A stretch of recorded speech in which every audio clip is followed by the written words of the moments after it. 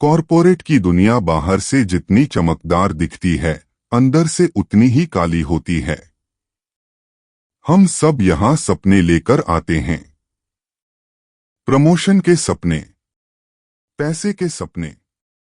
लेकिन कभी कभी यह कांच की इमारतें हमारी कब्र बन जाती हैं। सोचिए, आप एक हाईटेक ऑफिस में हैं। 15वीं मंजिल, रात के 12 बज रहे हैं। पूरा ऑफिस खाली है। सिर्फ आप हैं, आपके 2 कलीग्स हैं और एक ग्लास केबिन के अंदर आपका बॉस है। बॉस जो आप पर चिल्ला रहा है, जो आपको धमकी दे रहा है। और फिर अचानक लाइट चली जाती है। सिर्फ 5 सेकंड के लिए। 1, 2, 3, 4, 5। जब लाइट वापस आती है तो ग्लास केबिन अंदर से लॉक है। लेकिन बॉस की कुर्सी पर बॉस नहीं बैठा। वहां एक लाश पड़ी है। गर्दन पर खंजर का गहरा घाव है। खून कांच की दीवारों पर छींटे मार रहा है। बाहर हम 3 लोग थे। हमने किसी को अंदर जाते नहीं देखा। हमने किसी को बाहर आते नहीं देखा। तो फिर उस 5 सेकंड के अंधेरे में मौत उस बंद केबिन के अंदर कैसे पहुंची? यह कहानी है जेनिथ टेक पार्क की उस रात की, जिसे शहर की पुलिस आज भी द इम्पॉसिबल मर्डर के नाम से जानती है। मेरा नाम रोहन है। मैं जेनिथ सिस्टम्स में पिछले 5 साल से मार्केटिंग हेड बनने का इंतजार कर रहा था। लेकिन मेरे और उस प्रमोशन के बीच एक दीवार थी। विक्रम सिंघल, हमारा वीपी वाइस प्रेसिडेंट। विक्रम इंसान नहीं था। वो एक राक्षस था जिसे दूसरों को तड़पाने में मजा आता था। तारीख थी 25 अक्टूबर। दिवाली की रात से ठीक 2 दिन पहले। बाहर तूफान आया हुआ था और ऑफिस के अंदर विक्रम का कहर बरस रहा था। रात के 10 बज चुके थे। ऑफिस वीरान हो चुका था। सिर्फ हम 4 लोग 15वीं मंजिल पर फंसे हुए थे। मैं, सान्या, जो हमारी एचआर मैनेजर थी, देव, जो हमारा आईटी हेड था, और अपने आलीशान ग्लास केबिन के अंदर बैठा विक्रम। विक्रम ने हमें आज रात रुकने का आदेश दिया था। उसका कहना था कि क्वार्टरली रिपोर्ट्स में गलती है। लेकिन हम जानते थे कि यह झूठ है। उसे बस हमें परेशान करना था। उसे देखना था कि हम दिवाली पर अपने घर न जा पाए। सान्या मेरे पास आई। उसकी आंखों में आंसू थे। उसने धीरे से कहा, रोहन, मैं और बर्दाश्त नहीं कर सकती। विक्रम ने आज फिर मुझे अपने केबिन में बुलाया था।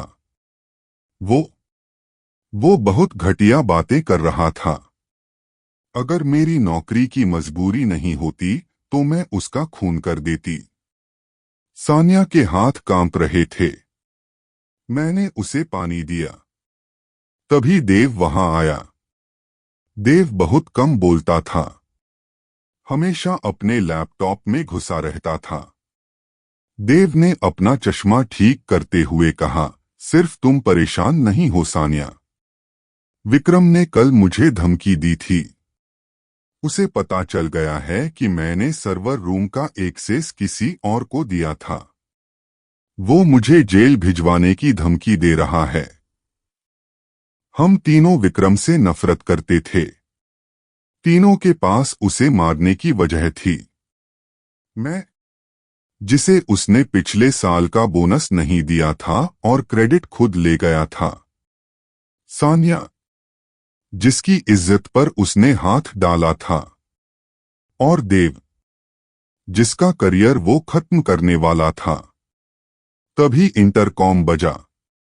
Beep beep. विक्रम की आवाज आई। रोहन, सान्या, देव, तीनों मेरे केबिन के सामने लाइन में खड़े हो जाओ। अभी। हम तीनों ज़ोंबी की तरह चलकर उसके केबिन के सामने गए। विक्रम का केबिन पूरी तरह साउंड प्रूफ कांच का बना था। वो अपनी महंगी लेदर कुर्सी पर बैठा था। हाथ में स्कॉच का गिलास था। उसने माइक का बटन दबाया ताकि उसकी आवाज बाहर स्पीकर पर आए। तुम तीनों, विक्रम ने हंसते हुए कहा, तुम तीनों नालायक हो। मैंने फैसला किया है। कल सुबह मैं तुम तीनों का टर्मिनेशन लेटर साइन करूंगा। दिवाली का तोहफा समझ लेना। वो जोर जोर से हंसने लगा। सान्या रोने लगी। देव की मुट्ठियां भिंच गईं और मेरा खून खौलने लगा। हमें पता था कि यह हमारा आखिरी दिन है, लेकिन हमें नहीं पता था कि यह आखिरी दिन हमारा नहीं, विक्रम का होने वाला है। घड़ी में 12 बजने में 1 मिनट बाकी था। विक्रम अभी भी हमें ग्लास के पार से घूर रहा था और अपनी जीत का जश्न मना रहा था। अचानक बाहर बिजली कड़की, इतनी जोर से कि पूरी बिल्डिंग हिल गई। और फिर लाइट चली गई। पूरा 15वां फ्लोर घुप अंधेरे में डूब गया। इमरजेंसी लाइट भी नहीं जली। शायद तूफान की वजह से जनरेटर ट्रिप हो गया था। ये क्या बकवास है? विक्रम की आवाज अंधेरे में सुनाई दी। देव, लाइट ठीक करो, वो चिल्लाया। हम तीनों अपनी जगह पर जमे हुए थे। अंधेरे में मुझे सान्या की सिसकियां और देव की भारी सांसें सुनाई दे रही थीं। करीब 10 सेकंड तक गहरा अंधेरा रहा और फिर उन 10 सेकंड के बीच में एक आवाज आई। खचक, किसी गीली चीज के कटने की आवाज। और फिर धप, किसी भारी चीज के गिरने की आवाज। कौन है? सान्या ने डरी हुई आवाज में पूछा। रोहन, देव, मैंने आवाज दी। तुम लोग कहाँ हो? मैं यहीं हूं, देव ने मेरे बगल से कहा। तभी लाइट वापस आ गई। हम तीनों ने अपनी आंखें मलते हुए सामने देखा, और जो नजारा हमने देखा उसने हमारे पैरों तले जमीन खिसका दी। ग्लास केबिन के अंदर विक्रम अपनी कुर्सी पर नहीं था। वो जमीन पर पड़ा था। उसकी सफेद शर्ट पूरी तरह लाल हो चुकी थी। उसके गले में एक एंटीक लेटर ओपनर धंसा हुआ था। वही लेटर ओपनर जो उसकी मेज पर सजावट के लिए रखा रहता था। केबिन का दरवाजा बंद था। हम तीनों बाहर खड़े थे। सान्या चीख पड़ी। देव पत्थर की तरह खड़ा था। मैंने दौड़कर केबिन का दरवाजा खोलने की कोशिश की। खट खट। दरवाजा लॉक था। यह बायोमेट्रिक लॉक था जो सिर्फ विक्रम के अंगूठे से खुलता था। अगर दरवाजा लॉक था तो कातिल अंदर कैसे गया?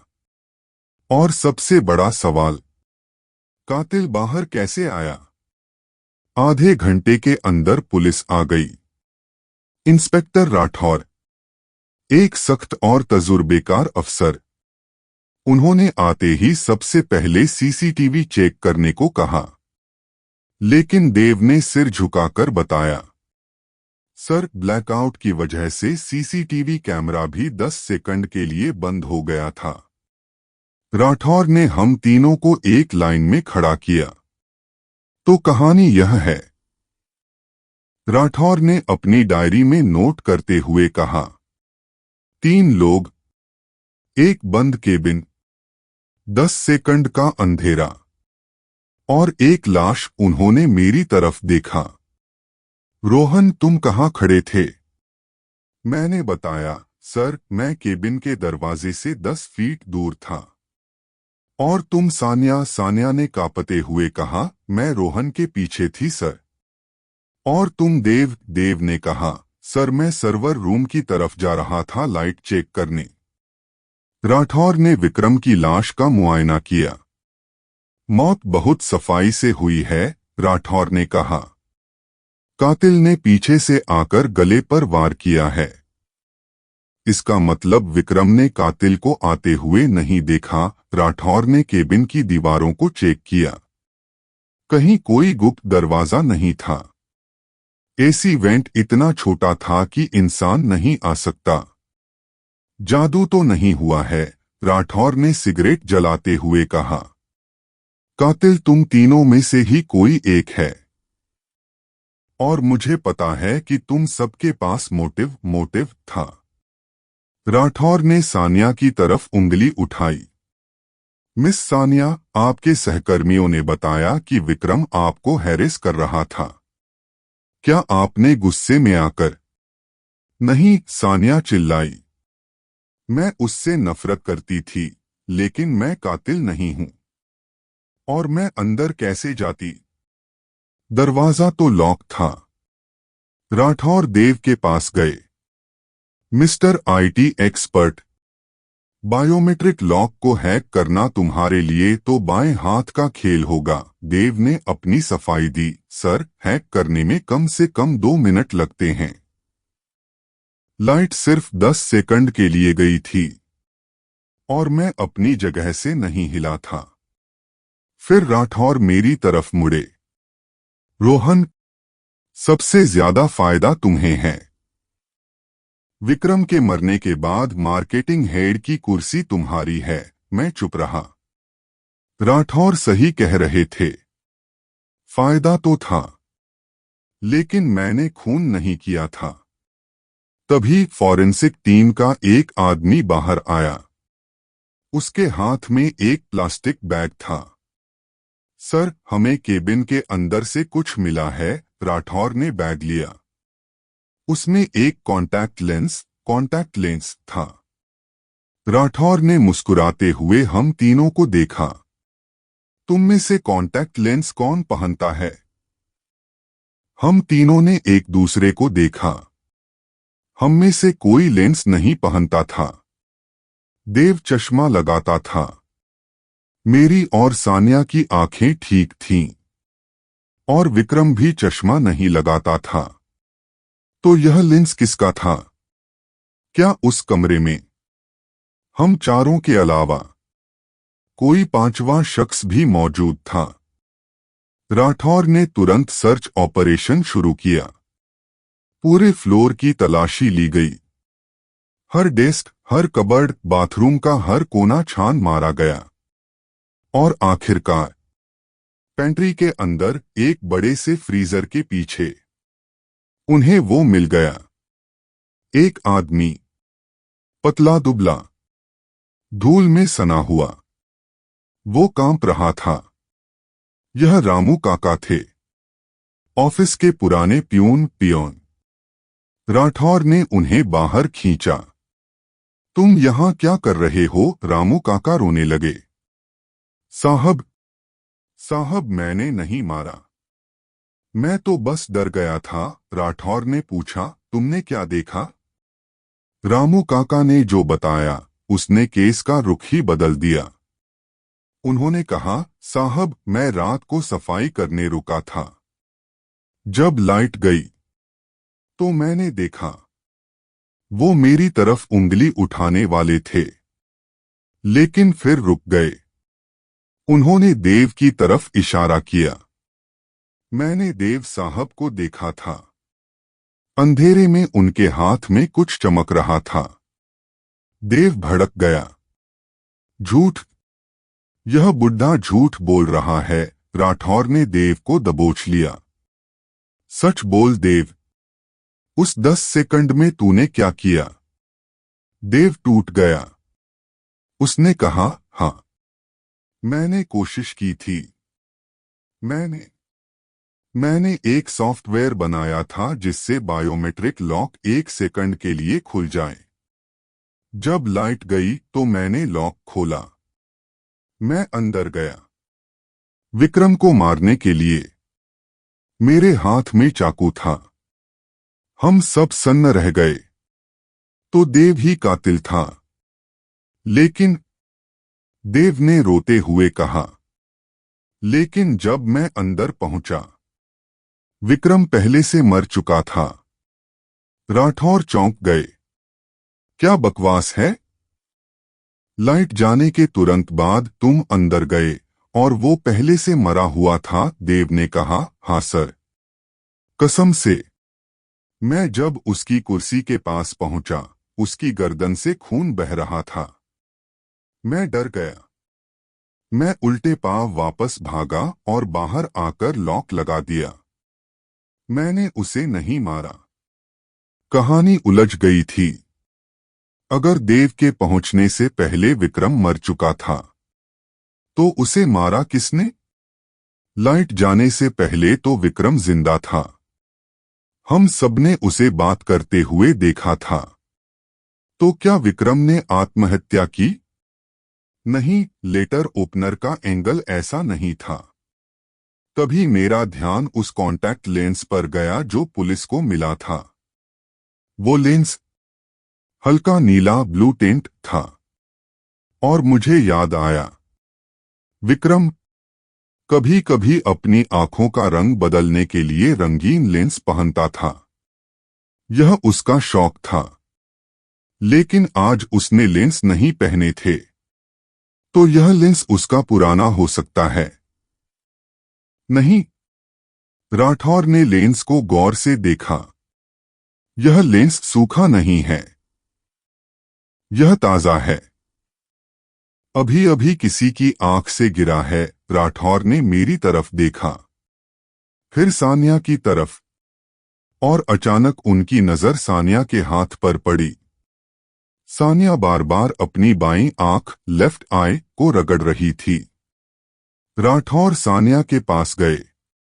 मिस सानिया, अपनी आंखें दिखाइए। सानिया पीछे हटी। क्या? मेरी आंखें ठीक हैं। राठौर ने जबरदस्ती उसका चेहरा ऊपर किया। टॉर्च जलाई। सानिया की दाहिनी आंख राइट आई में एक ट्रांसपेरेंट लेंस था। लेकिन बाईं आंख लेफ्ट आई खाली थी। सानिया लेंस पहनती थी, लेकिन उसने हमें कभी बताया नहीं था। तो तुम थी? राठौर ने कहा। सानिया का चेहरा पत्थर जैसा सख्त हो गया। जो डर अभी तक उसके चेहरे पर था, वो गायब हो गया। उसने एक गहरी सांस ली और मुस्कुराई। हाँ, वो मैं थी। हम सब हैरान थे। मैंने पूछा, लेकिन सानिया, कैसे?